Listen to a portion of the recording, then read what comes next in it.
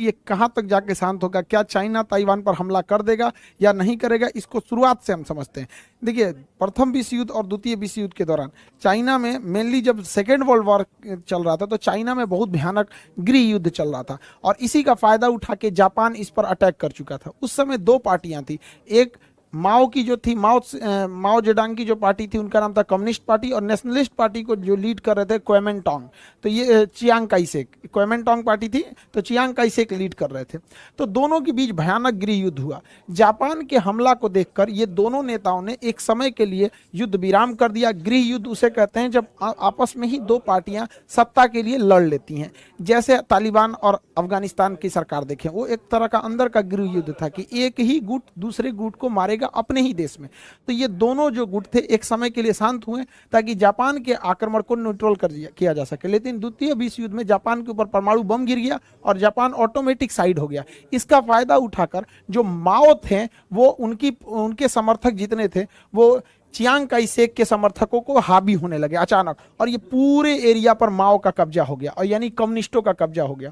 तो ये जो चियांग काई शेक थे अपने समर्थकों के साथ ताइवान चले गए और यहीं से कहने लगे कि हम लोग वापस रणनीति बनाएंगे और वापस चाइना को हम लोग अपने अंडर में लाएंगे। तो अब यहाँ से चाइना की दो विचारधाराएं चालू होती है, एक ये बड़ा वाला चाइना जिसे हम लोग कहते हैं पीपुल्स रिपब्लिक ऑफ चाइना, और एक छोटा वाला ताइवान, इस ससुरा अपने को कहता है Republic of China, Republic of China कहता है। इस छोटका का कहना है कि पूरा बड़का हमारा है, और बड़का चाइना को जानते ही वो कह रहा है कि तुमको आज नहीं तो कल हम घोंट लेंगे। तो ये मेनली लड़ाई चल रही थी। लेकिन उन धीरे धीरे जब ये मेनली जो अलग हुए थे सब 1949 का समय था, यहाँ पर जब ताइवान अलग हो गया। ताइवान का ऑफिशियल नाम रिपब्लिक ऑफ चाइना है और इसका नाम है पीपल्स रिपब्लिक ऑफ चाइना। तो दोनों के बीच में ये गृह युद्ध आगे बढ़ते गया। लेकिन ताइवान में जो गए थे क्वेमेंटोंग पार्टी वो धीरे धीरे कमजोर होकर एक छोटे से टापू में सिमट गई और इधर चाइना डे बाई डे बहुत आगे जाने लगा। अब चाइना ने लाया वन चाइना पॉलिसी। एग्जाम में अक्सर गलती कर देता है लड़का, वन चाइना पॉलिसी लगा देता है कि चीन में एक ही बच्चे हो सकते हैं। ये नहीं है। वन चाइना पॉलिसी का मतलब कि आप इस वाले चाइना को मानेंगे, इसे नहीं मानेंगे। वन चाइना पॉलिसी में एक्सेप्ट करना पड़ता है कि हम इस चाइना को मानते हैं और ये चाइना कोई देश नहीं है। भारत ने भी वन चाइना पॉलिसी फॉलो किया है, अमेरिका ने भी माना है, लेकिन वो कहते हैं कि इसको भी अधिकार है मानवाधिकार का। तो ये सब चीज हुआ। इसी सिलसिले में जो ताइवान था वो धीरे धीरे डेवलप करते रहा है और डेवलप करते करते ये काफी आगे डेवलप हो गया। खैर चाइना का भी ये एरिया काफी ज्यादा डेवलप है और इसी डेवलपमेंट में एक सबसे बड़ी डेवलपमेंट थी सेमीकंडक्टर की। सिलिकॉन एक सेमीकंडक्टर है। जहां कहीं हमें इलेक्ट्रॉनिक डिवाइस चाहिए, यानी जहां कम करंट की जरूरत है, जैसे माइक, टीवी, कैमरा, ये जितने चीजें हैं इसमें सेमीकंडक्टर की जरूरत पड़ती है। आपका लैपटॉप, कंप्यूटर, कोई भी चीज जितना भी आप देख रहे हैं ये सारी चीजें आपके किसी न किसी इंस्ट्रूमेंट में मिलेगी। इवन कि आपके एटीएम कार्ड पे भी एक चिप लगा रहता है, मेमोरी कार्ड पे, सिम कार्ड में, जहां भी येलो कलर वाला देख रहे हैं उसे सिलिकॉन का ही यूज होता है।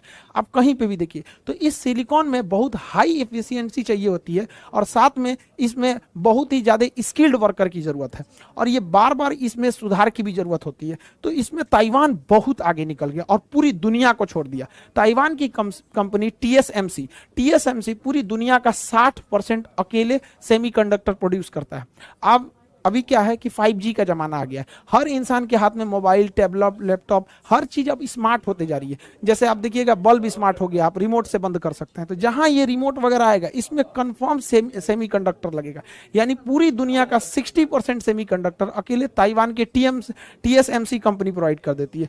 कॉलकॉम, फोर्ड, आपका गूगल, एप्पल, जितनी मोबाइलें आती हैं ये सब टीएसएमसी से ही खरीदती हैं। इसीलिए दुनिया ताइवान को बचाना चाहती है कि ताइवान जाने का मतलब ताइवान नहीं गया, बल्कि 60% जो सिलिकॉन सेमीकंडक्टर का मार्केट है वो चाइना के पास चला जाएगा। इसलिए पूरी दुनिया ताइवान को बचाने की जुड़ी हुई है। इसमें अमेरिका को पता है कि भैया अमेरिका सॉफ्टवेयर के दुनिया में बहुत आगे है यहाँ पर, इसलिए इनको सिलिकॉन ज्यादा जरूरत होता है।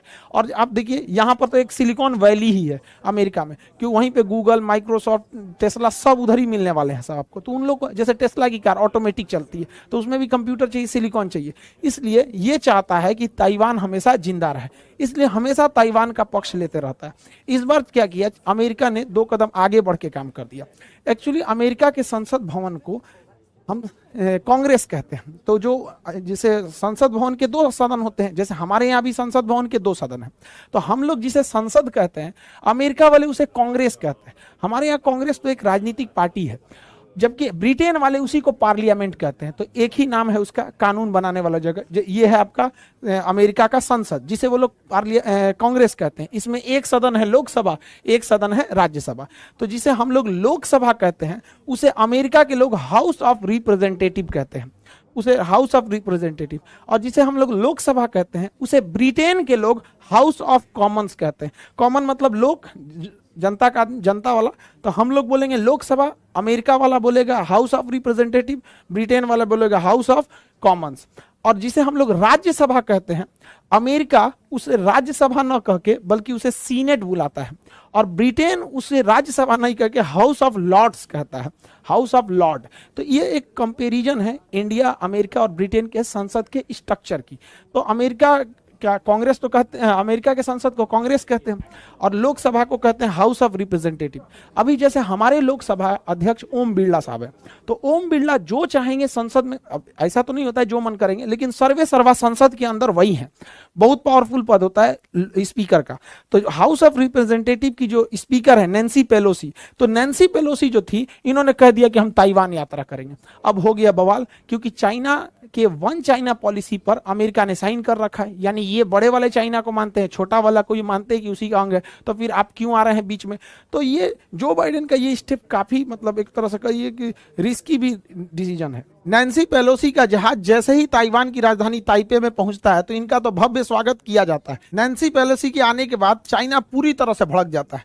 वो ताइवान के चारों ओर से अपना नेवल एरिया लगा के और यहां पर मिसाइलों से बम्बार्डमेंट करने लगता है। अब जो भी मिसाइल ये मार रहा था, ये डैंगफेंग 5 मिसाइल मार रहा था, जिसे D5 कहा जाता है, DF5 कर रहा है डैंगफेंग। अब सोचिए यहां पर इसने टारगेट रखा है और ये मिसाइल पूरी ताइवान के ऊपर से जा रही है। यहाँ के देश के लोगों को कैसा लग रहा होगा, यहाँ का एयर डिफेंस, एयर फोर्स, जो भी स्ट्रेटेजिक कमांड है इन लोगों के पास, वो पूरी तरह से अलर्ट मोड पे आ जाते होंगे यहाँ पर। और ये जानबूझ के चाइना इसी तरह से हमला कर रहा है ताकि यहाँ की सरकार को, यहाँ की जनता के ऊपर दबाव बनाया जा सके। इवन कि यह जापान और भारत को भी धमकी दे रहा है ये चाइना, और कह रहा है कि युद्ध की ओर ढकेला जा रहा है। अब ये समझना है कि युद्ध होता है तो किसकी सेना कितनी मजबूत है, इसका कंपैरिजन कर लेते हैं। तो देखिए चाइना के पास जो आर्मी है, पीपल्स लिबरेशन आर्मी, उसके पास 20 लाख एक्टिव सोल्जर्स हैं, लेकिन ताइवान के पास महज 2 लाख एक्टिव सोल्जर हैं। लेकिन एक्टिव सोल्जर के अलावे अगर देखेंगे रिजर्व में, तो चाइना महज 5 लाख सोल्जर को ही रिजर्व में रखा है और ताइवान 15 लाख सोल्जर्स को रिजर्व में रखा है। तो ऐसा मत सोचिए कि चाइना के पास बहुत बड़ी सेना है। चाइना की सीमाएं भी तो बहुत बड़ी हैं। उसका कजाकिस्तान, किर्गिस्तान से विवाद चलता है, उधर वीगर मुसलमानों को लेकर झेल रहा है, भारत से है, नेपाल से, भूटान से, बहुत सारे देशों से टच करता है, उधर रूस मंगोलिया से टच करता है। तो उतनी बड़ी सेना भी चाहिए होती है। ऐसा नहीं कि हाथी ज्यादा खाता है, तो हाथी ज्यादा खाता है तो उसका तो कैलोरी लॉस भी तो होता है, उतना बड़ा शरीर को लेके चलना भी होता है। तो यहाँ पे रिजर्व सेना देख लिए। अगर हम बात करते हैं टैंक की, तो इसके चाइना के पास लगभग 5000 टैंक है, वही ताइवान के पास महज 1200 है। तो एक छोटे से देश के लिए 1200 टैंक बहुत हो जाते हैं यहाँ पर। अब आर्टिलरी गन, चाइना के पास 1734 आर्टिलरी गन है, वही ताइवान के पास 1410। आप देखेंगे आर्टिलरी में दोनों में बहुत का अंतर नहीं है। एक इतना बड़ा देश के पास 1700, इसके पास 1400 यहाँ पे आर्टिलरी गन है। इसके अलावा मल्टी बैरल रॉकेट लॉन्चर, एक साथ जो आर्टिलरी अंधाधुंध फायरिंग के लिए ये जो होते हैं, ये चाइना के पास 4120 है और ताइवान के पास महज 257 है। यहाँ ताइवान पीछे छूट जाता है हर मामले में। आप देखेंगे तो ताइवान से तो आगे ही बैठता है चाइना। बख्तरबंद गाड़ियों के मामले में 35,000 चाइना के पास बख्तरबंद गाड़ियां हैं, वही ताइवान के पास ये संख्या केवल 3471 का है। तो इस मामले में भी ताइवान पीछे रह जाता है।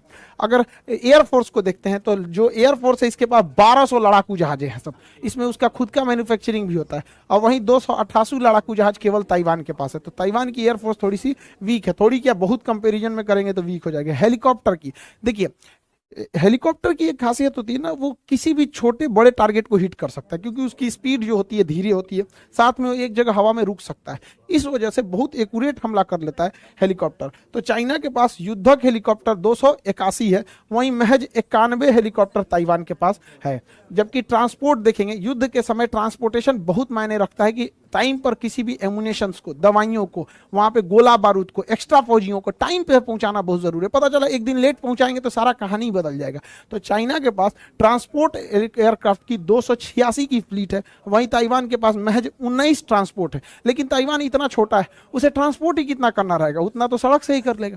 तो ताइवान रखा है सेना अपने हिसाब से और चाइना रखा है अपने हिसाब से। नेवी के मामले में चाइना बहुत सुपीरियर है, उससे 777 नेवी के फ्रिगेट, डिस्ट्रॉयर ये सब हैं, इनके पास महज 117 ही है ताइवान के पास। और एयरक्राफ्ट कैरियर देखेंगे तो ताइवान के पास तो एयरक्राफ्ट कैरियर ही नहीं है, जबकि चीन अभी हाल में अपना तीसरा एयरक्राफ्ट कैरियर भी शामिल किया, यानी लड़ने के लिए इनके पास 2 एयरक्राफ्ट कैरियर हैं सब चाइना के पास। सबमरीन, चाइना की नेवी की सबसे बड़ी रीढ़ मानी जाती है सबमरीन, इसे साइलेंट किलर भी कहा जाता है, पानी के नीचे रहती है। ताइवान के पास महज 4 है और पूरी दुनिया में सबसे ज्यादा सबमरीन रखने वाला यही है, चाइना है। 79 सबमरीन है इसके पास, ये चाइना की सबसे बड़ी बैकबोन है वहां पे। लेकिन समझिए चाइना के साथ एक ड्रॉबैक भी है, चाइना एक विशाल देश है और उसको ताइवान तक आने के लिए उसे उसकी जो बड़ी भारी भरकम सेना है वो काम नहीं आ पाएगी, समुद्रवा हेल के थोड़े आएगी। तो यहाँ से वो हेलीकॉप्टर के रास्ते भेज सकता है, एयरफोर्स के ट्रांसपोर्ट के रास्ते सैनिक उतार सकता है, नहीं तो नेवी है और ये एम्फीबियन एयरक्राफ्ट है।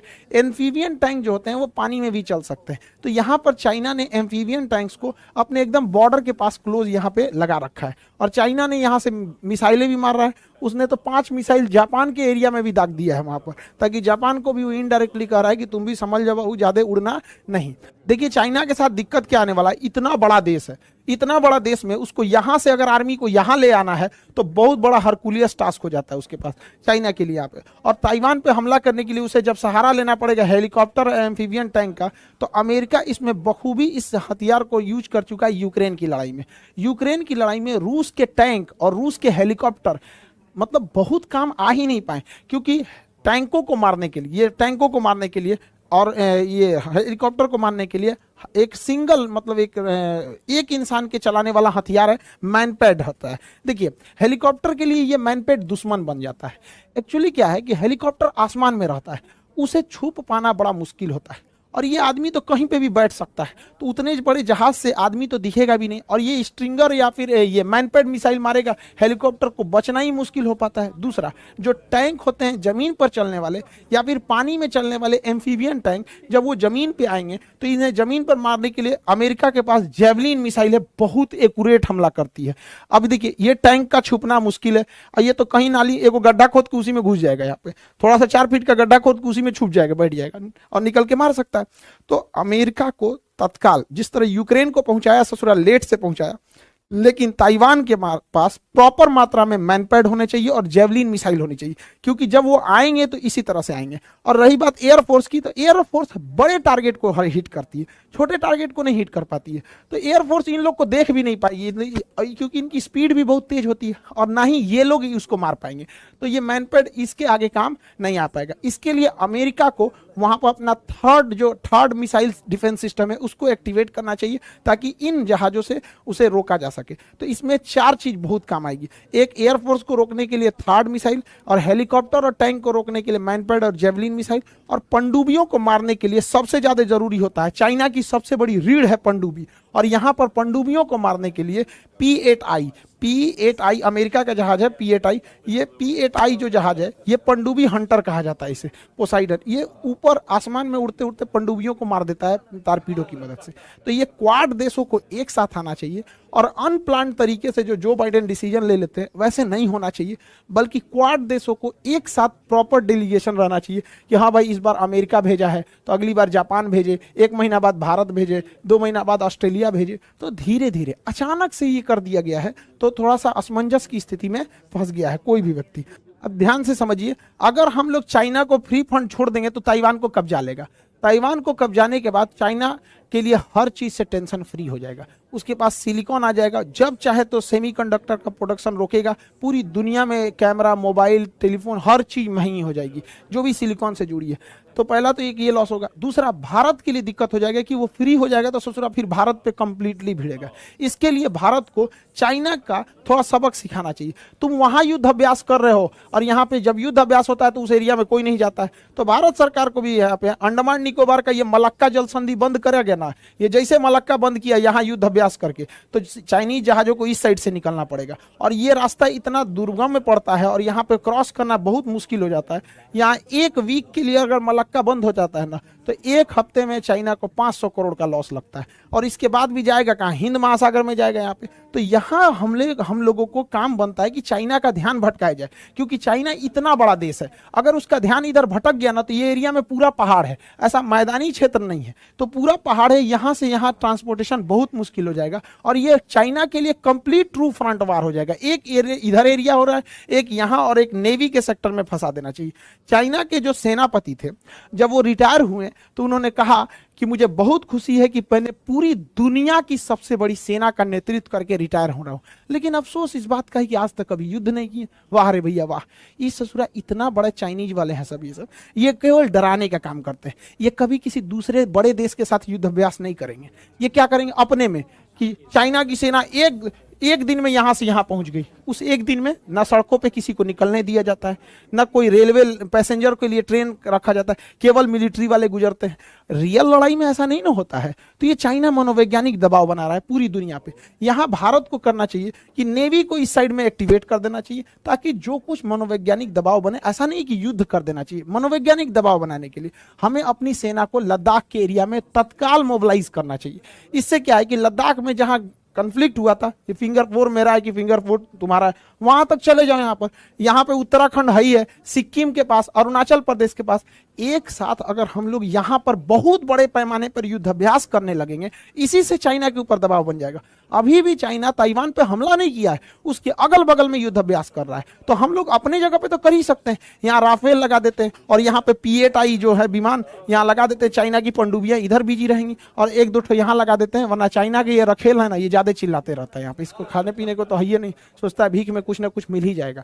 तो ये जरूरी है। अगर हम लोग जो बाइडन को और ताइवान को अकेला छोड़ देंगे तो यह दूसरा यूक्रेन साबित हो जाएगा और ये चाइना टेंशन फ्री हो जाएगा। जब चाइना यहाँ की ओर बिजी होगा तो यही बहाने हम लोग अक्साई चीन में घुस जाएंगे, जो वो मिले ससुरा 2-4 किलोमीटर जितना जा सके, क्योंकि वो एक साथ 2 लड़ाई नहीं लड़ सकता है। ताइवान से लड़ने के लिए अमेरिका पीछे नहीं हटेगा। उसने अपने यहाँ पर एयरक्राफ्ट कैरियर का पूरा जंगी बेड़ा भेज दिया है। और अगर यहाँ चले गए हम लोग तो या तो 2 किलोमीटर अंदर घुसेंगे तो चाइनीज वापस जाओ, और नहीं तो ससुरे तुम युद्ध करो। तो चाइना एक साथ 2 फ्रंट पे नहीं लड़ सकता है। रीजन क्या है, यहाँ दुनिया का सबसे ऊंचा पठार तिब्बत का पठार है और ये इतना दुर्गम एरिया है कि इसके ऊपर से जहाज तक नहीं गुजर पाती, प्रेशर इतना ज्यादा रहता है। यहाँ लड़ाकू जहाज भी जाते हैं ना तो अपनी कुल क्षमता से उड़ान नहीं भर सकते, हाइट ज्यादा, प्रेशर कम, जो ज्योग्राफिकल ट्रेन है काफी उठपटांगे। तो अभी हम लोगों को ताइवान को अकेले नहीं छोड़ना चाहिए, क्योंकि अगर वो छूट गया तो छुट्टा साढ़ हो जाएगा। और जैसे ताइवान पे हमला करे तो भारत सरकार को भी इधर से एकदम हमला करते रहना चाहिए।